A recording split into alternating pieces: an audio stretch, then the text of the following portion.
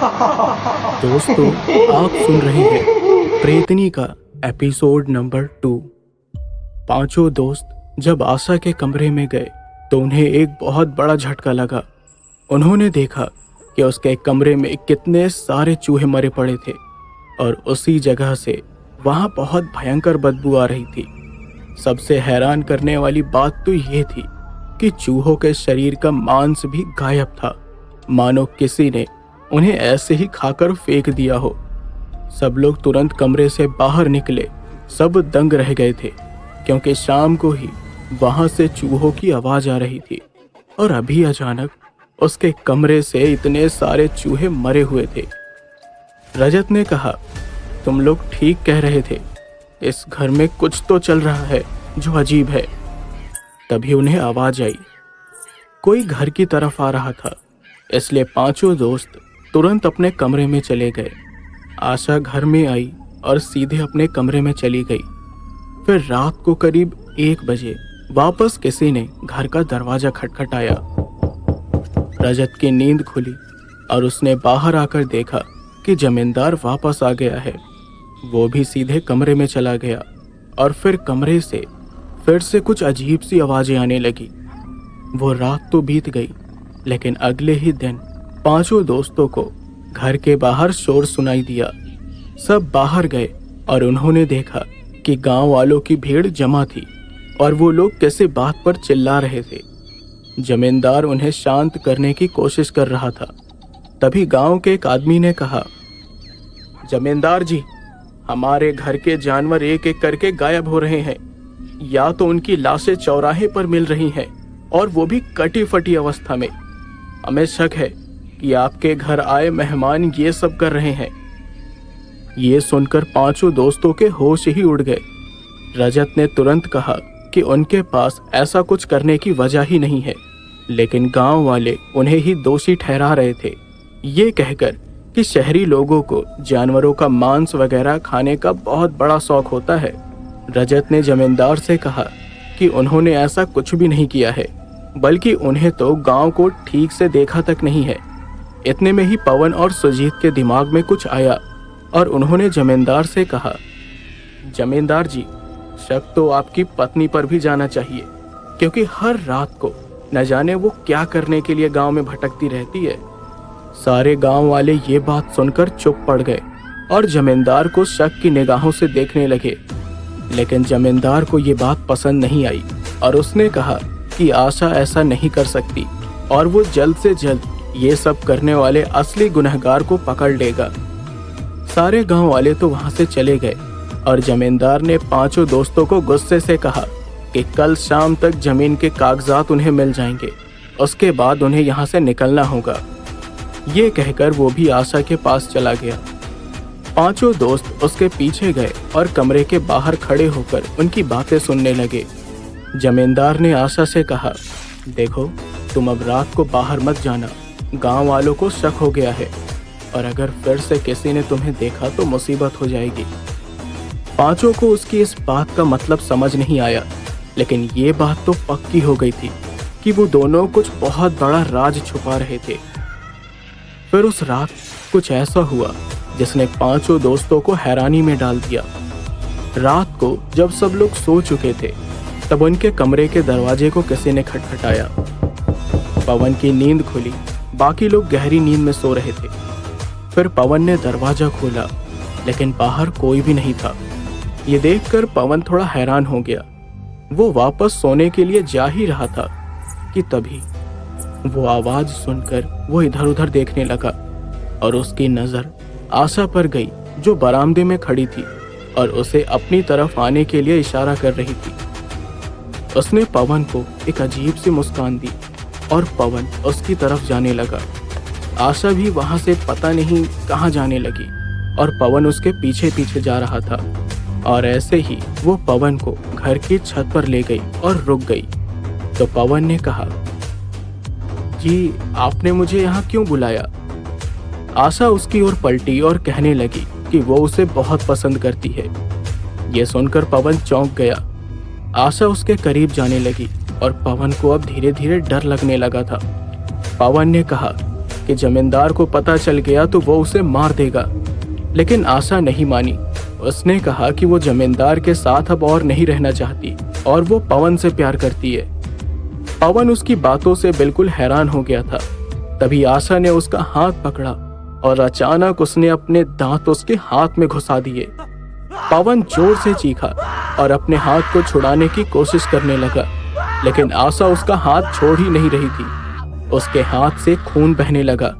इस चक्कर में पवन छत के बिल्कुल किनारे पर पहुंच गया था और जैसे ही उसने पूरी ताकत लगाकर अपना हाथ छुड़ाने की कोशिश की, आशा ने उसे धक्का दे दिया और वो छत से नीचे गिर गया। तभी वो नींद से जागकर बैठ गया और जोर जोर से चिल्लाने लगा। उसकी आवाज सुनकर उसके चारों दोस्त उठ गए। उन्होंने देखा कि पवन चिल्ला रहा था। चारों उसका ऐसा बर्ताव देखकर घबरा गए। उन्होंने उसे शांत कराया और तब पवन को एहसास हुआ कि अभी अभी जो कुछ भी उसके साथ हुआ वो हकीकत नहीं था। वो ना तो छत पर था और ना ही छत से गिरा था। तो रजत ने पूछा कि क्या हुआ, तो उसने कहा कि उसने बहुत ही बुरा सपना देखा। जब वो शांत हुआ तो चारों दोस्त वापस से सो गए, लेकिन पवन की नींद ये देखकर उड़ गई कि उसके हाथ में किसी के दांतों के निशान सच में थे। अब उसकी सांसें अटक गई और बहुत पसीना आने लगा। उसको समझ आना बंद हो गया कि वो सपना था या हकीकत। सारी रात वो उस बारे में सोचता रहा। फिर अगले दिन जब पांचों दोस्त नाश्ता करने के लिए बैठे तो जमींदार की पत्नी उन्हें नाश्ता परोस रही थी और तभी वो पवन की ओर देखकर मुस्कुराई। ये वैसी ही हंसी थी जो रात को उसने अपने सपने में देखी थी। पवन डर गया। वो उसकी तरफ देख ही नहीं पा रहा था। नाश्ता करने के बाद जमींदार ने कहा कि आज शाम तक उन्हें कागजात मिल जाएंगे और रजत ने कहा कि वो लोग भी शाम को ही वहां से निकल जाएंगे। पर उस शाम को किसी कारण से जमींदार को जमीन के कागजात नहीं मिल पाए और इस वजह से उसे बहुत गुस्सा आया। उसे कहा गया कि जमीन के कागजात मिलने में अभी 2 दिन का समय लग जाएगा, यानी पांचों दोस्तों को वहां 2 दिन और रहना था। लेकिन पवन ये जानकर और डर गया क्योंकि अब वो जल्दी से जल्दी वहां से निकलना चाहता था। उसने रजत को भी ये बात बोली, लेकिन रजत ने कहा कि बस 2 दिन की ही तो बात है और वो लोग बिना जमीन के कागज लिए जा भी नहीं सकते। पवन के पास अब और कोई रास्ता नहीं था। गांव वालों के शक के कारण अब जमींदार की पत्नी घर से नहीं निकल रही थी, लेकिन उसके बर्ताव में कुछ बदलाव सा आ रहा था। वो अब बहुत गुस्से में रहने लगी थी और ये देखकर न जाने क्यों जमींदार के पसीने छूट रहे थे। उस रात पांचों दोस्त जब कमरे में बैठकर बातें कर रहे थे तब उन्हें जमींदार के कमरे से आवाज सुनाई दी। वो लोग बाहर गए तो देखा कि कमरे से ऐसी आवाज आ रही है कि कोई गुस्से में चीजें पटक रहा है। तभी जमींदार कमरे से अचानक बाहर निकला और जमीन पर गिर पड़ा। उसके सर से खून बह रहा था और वो बहुत डरा हुआ भी था। पांचों उसकी ऐसी हालत देखकर घबरा गए। जमींदार ने घबराते हुए बाहर से दरवाजा बंद कर दिया। अंदर से आशा की अजीब सी आवाज आ रही थी। जमींदार तुरंत घर के बाहर भागा और पांचों उसे देखते ही रह गए। फिर कुछ देर के बाद जमींदार घर आया और उसके हाथ में एक बड़ा सा बोरा था जिसमें न जाने पता नहीं क्या था। पांचों दोस्त छुपकर सब देख रहे थे, इसलिए जमींदार को पता नहीं चला। उसने कमरे का दरवाजा खोला और उस बोरे को लेकर अंदर चला गया और अचानक से सब कुछ बिल्कुल शांत पड़ गया। उसके आने से पहले आशा अजीब सी आवाज निकाल रही थी, लेकिन वो भी चुप हो गई।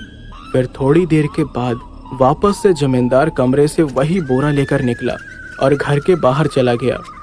पांचों दोस्त भी चोरी छुपे उसके पीछे गए। जमींदार घर के पीछे वाले खाली पड़े जगह पर गया और एक गड्ढा खोदने लगा। फिर उसने उस बोरे को उस गड्ढे में डाला और उसे वहां दफन करके लौट गया। उसके जाने के बाद पांचों दोस्त दोबारा उस जगह को खोदने लगे। उन्होंने उस बोरे को निकाला और उसे खोला और जो उन्होंने देखा वो देखकर उनका दिल दहल गया। उस बोरे में एक लाश थी जिसके शरीर के कई हिस्से के मांस को निकाला गया था। वो लाश जली हुई थी और ये देखकर उन सभी दोस्तों की हालत ऐसी खराब हुई जो कि बयान भी नहीं कर सकते। ये देखकर पवन ने कहा मैंने कहा था ना, यहाँ रहना ठीक नहीं है। ये लोग कुछ ऐसा कर रहे हैं जिसके बारे में शायद हमने कभी सोचा भी नहीं। रजत, छोड़ यार इनकी जमीन, चल निकलते हैं यहाँ से, वरना ऐसा ना हो कि हम सब मारे जाएं यार। रजत को कुछ समझ नहीं आ रहा था कि वो क्या करे। उसे भी बहुत डर लग रहा था। तभी रजत ने कुछ ऐसा देख लिया जिससे वो बुरी तरह से डर गया। सब लोगों ने उसके चेहरे के भाव को नोटिस किया और जब उन्होंने पीछे की ओर नजर डाली तो उनके भी होश उड़ गए। सामने जमींदार खड़ा हुआ था और बहुत गुस्से में था। उसने कहा, तुम लोगों ने काफी कुछ देख लिया है जो तुम लोगों को नहीं देखना चाहिए था, और अब मैं तुम लोगों को ऐसे ही नहीं जाने दे सकता। तुम सब अब यहाँ से कहीं नहीं जाओगे। तुम लोगों को तो अब मैं जिंदा नहीं छोड़ सकता।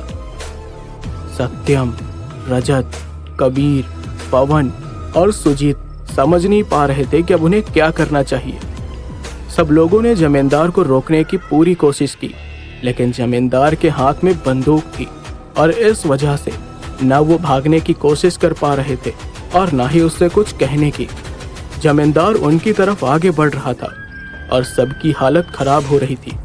इतने में ही जमींदार ने बंदूक चलाई, लेकिन अचानक उसका पैर एक पत्थर पर पड़ा और मुड़ गया, जिससे जमींदार का बैलेंस भी बिगड़ गया और वो नीचे गिर पड़ा।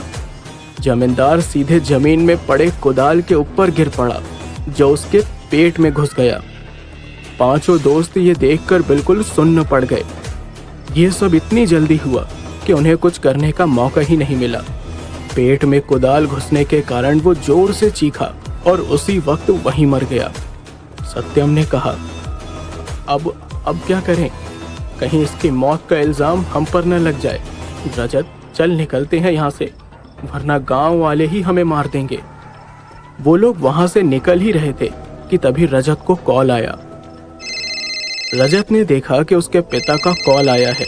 उसने तुरंत कॉल उठाया और उन्हें सारी बात बताने ही वाला था कि उससे पहले उसके पिता ने कहा, अरे कहाँ पहुंचे तुम लोग? पाताल पानी से जमींदार का कॉल आया था और उसने कहा कि अभी तक तुम लोग गांव नहीं पहुंचे हो। अरे इतने दिनों से कहाँ हो तुम लोग?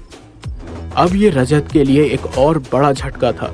उसका सर चकरा रहा था, कुछ समझ नहीं आ रहा था कि आसपास क्या हो रहा है। उसने अपने पिता को सारी बात शुरू से बताई और उसके पिता सब जानकर चौंक गए। उन्होंने रजत को तुरंत वहां से शहर वापस आने को कहा। रजत मान गया और अपने दोस्तों के साथ पहले उसने जमींदार की लाश को उसी गड्ढे में डालकर दफन किया और फिर वहां से शहर जाने के लिए निकल गया। उन्हें समझ नहीं आ रहा था कि अगर ये पाताल पानी गांव नहीं था तो उस बूढ़ी औरत ने उन्हें ये क्यों कहा कि ये वही गांव है, और इतना बड़ा इत्तेफाक कैसे हो सकता है कि इस गांव के जमींदार को भी अपनी जमीन बेचनी थी। फिर वापस जाते समय कबीर की नजर गांव के नाम के बोर्ड पर गई, जो आते समय दिखाई नहीं दी थी। उस बोर्ड में गांव का नाम लिखा था, पतर पाली। दोनों गांव के नाम मिलते जुलते थे और तब जाकर रजत को समझ आया कि शायद मिलते जुलते नाम की वजह से शुरुआत में उस बूढ़ी औरत ने गलत नाम सुन लिया और रजत को कहा कि ये पाताल पानी है। रजत अभी भी समझ नहीं पा रहा था कि उनसे इतनी बड़ी गलती कैसे हो गई। वो लोग किसी और गांव में कैसे पहुंच गए और उनके सामने वहां जमींदार की मौत भी हो गई। सबको बहुत भयंकर डर लग रहा था कि कहीं उन पर कोई मुसीबत ना आ जाए, इसलिए वो लोग तुरंत वहां से निकल गए। लेकिन दोस्तों, क्या ये कहानी का अंत है?